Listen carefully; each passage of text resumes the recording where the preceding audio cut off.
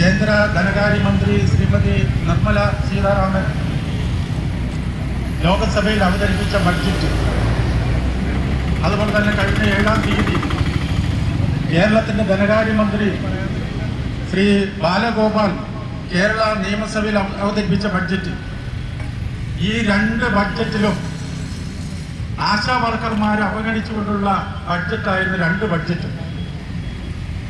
All India ലെവലിൽ 10 ലക്ഷത്തോളം ആശാ വർക്കർമാർ നമ്മുടെ രാജ്യത്തുണ്ട്.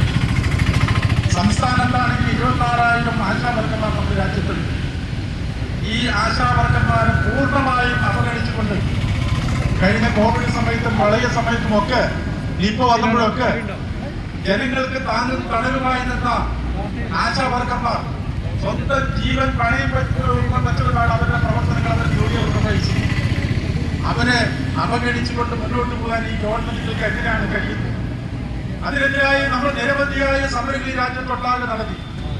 IMDCയുടെ നേതൃത്വത്തിൽ സെക്രട്ടേറിയറ്റ് മാർച്ച് നടത്തി. ജില്ലാ ആസ്ഥാനങ്ങൾക്ക് നമ്മൾ നിരവധി പ്രാവശ്യങ്ങൾ സമരം നടത്തി.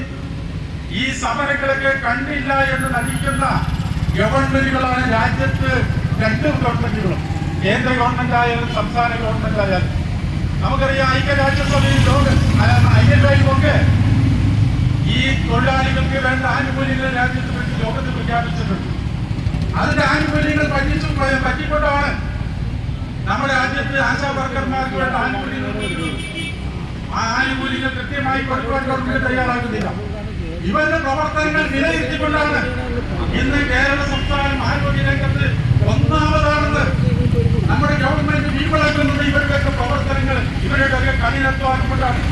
കേരളത്തിലെ 64,000 വരുന്ന ആരോഗ്യ രംഗത്ത് പ്രവർത്തിക്കുന്ന സർക്കാർ ജീവനക്കാരല്ല ഈ രാജ്യത്ത് ഈ പാവങ്ങളെ സംരക്ഷിക്കുവാൻ, പാവങ്ങൾക്ക് വേണ്ട രോഗങ്ങൾ വരാതിരിക്കുവാൻ പ്രതിരോധ രംഗത്ത് ശക്തമായ ഇടപെടൽ നടത്തുന്ന കേരളത്തിൽ 24,000 വരുന്ന ആശാ വർക്കർമാരാണ് നമ്മുടെ രാജ്യത്ത്.